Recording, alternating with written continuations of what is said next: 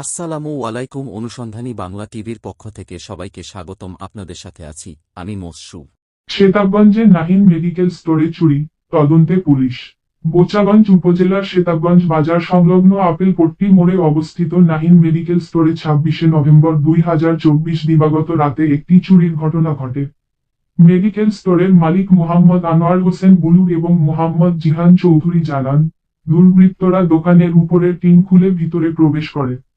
চোরেরা স্টোর থেকে মোটা অঙ্কের নগদ টাকা এবং মূল্যবান ইনজেকশন সহ বিভিন্ন ওষুধ নিয়ে যায়।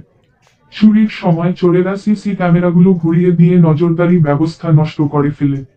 চুরির পর দোকানে বিশৃঙ্খলা লক্ষ্য করা যায়।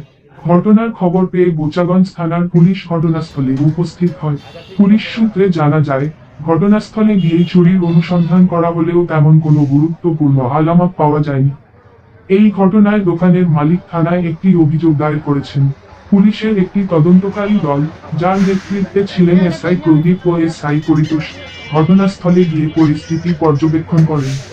স্থানীয়দের ধারণা, পূর্বপরিকল্পিতভাবে এই চুরির ঘটনা ঘটানো হয়েছে। বোচাগঞ্জ থানার পক্ষ থেকে জানানো হয়েছে, চোরদের শনাক্ত করার জন্য প্রয়োজনীয় পদক্ষেপ নেওয়া হচ্ছে এবং সিসি ক্যামেরার তথ্য পুনরুদ্ধারের চেষ্টা চলছে।